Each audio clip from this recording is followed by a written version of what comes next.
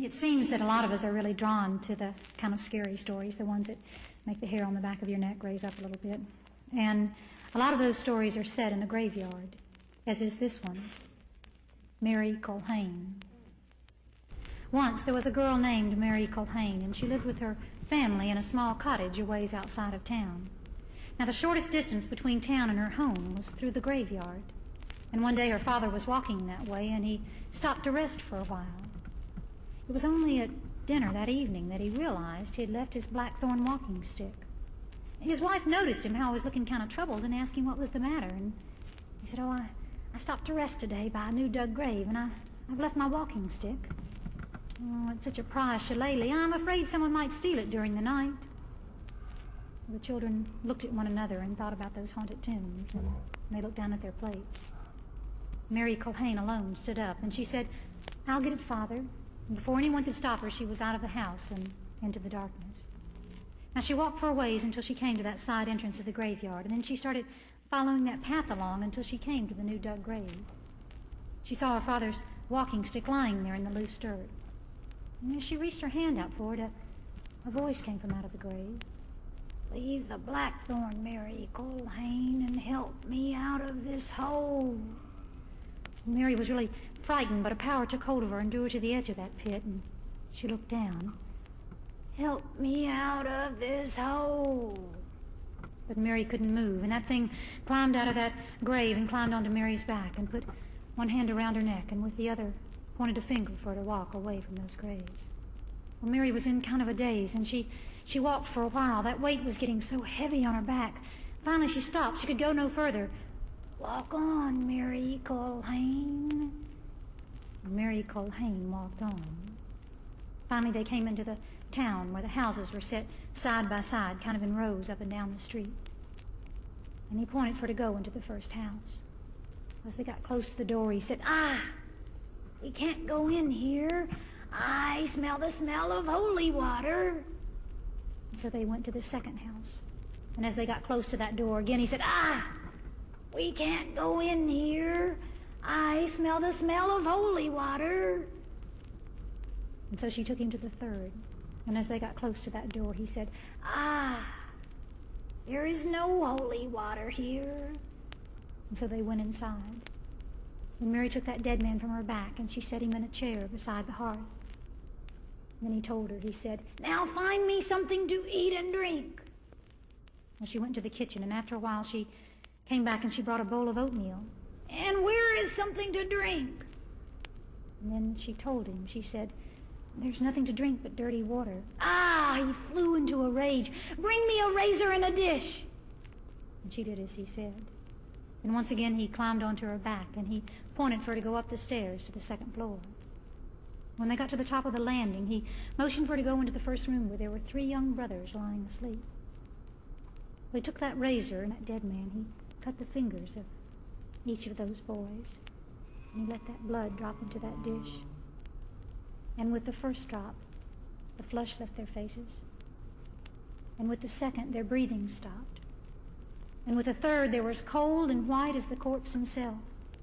"That's for leaving no clean water," he said, and then once again he climbed onto Mary's back, and she took him downstairs. "Now bring me 2 dishes and 2 spoons." And after she had done that, he mixed that blood and oatmeal together and divided it into 2 portions, handed her part, and said, "Now you eat this." And he proceeded to gobble his own. Well, while he wasn't looking, Mary took the kerchief that was around her hair, and she untied it and tied it quickly around her neck, and while she pretended to eat that mixture instead, she let it drop down into that kerchief. Well, he was so busy gobbling his own he didn't even notice, and after a while he looked up and he said, "And are you finished?" And Mary said that yes, she was. "Then take me back to where you found me." And Mary quaked at the thought of leaving. She was so exhausted, but she found the strength from somewhere, and she got up and she began clearing the table so she'd leave no sign that they had been there. Now, she was afraid that he might smell that oatmeal around her neck, so while her back was turned, she untied the scarf and rolled it up and put it up into the cupboard.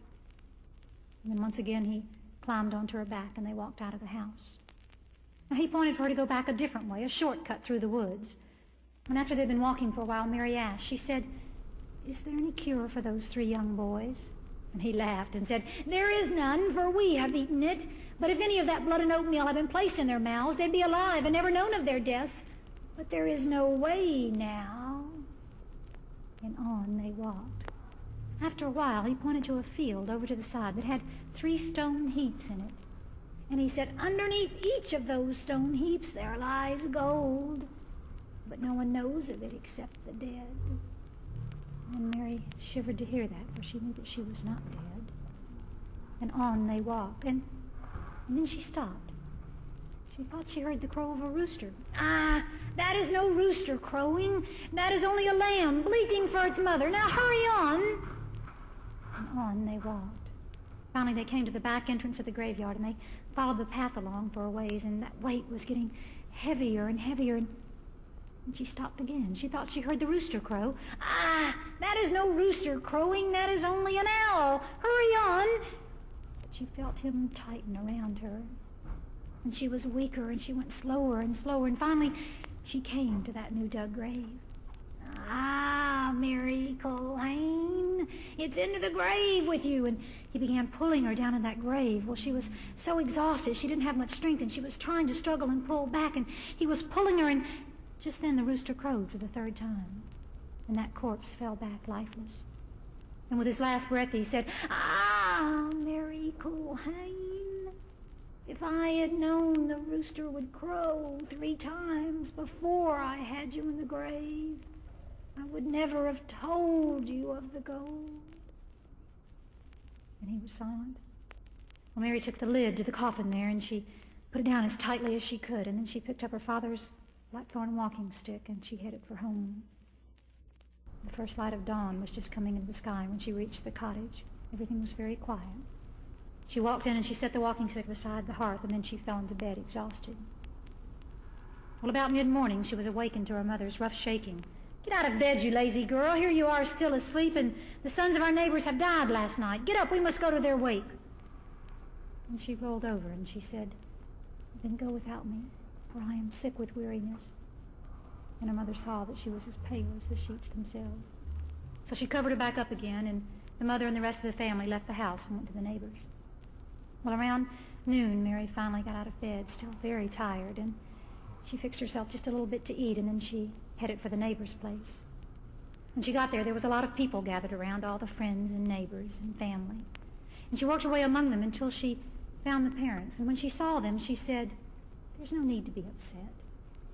And they looked at her and said, "No need to be upset. Our sons have died last night, and you say no need to be upset?"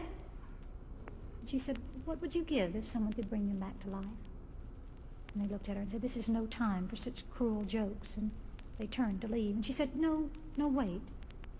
Would you give that field with the 3 stone heaps if I can bring them back to life?" And I said, we would give that and more, but you can't bring the dead back to the living." She said, "Put it in writing that she would give me that field." Now, they took her for crazy, but they did as she said, and then she told everyone to leave the house.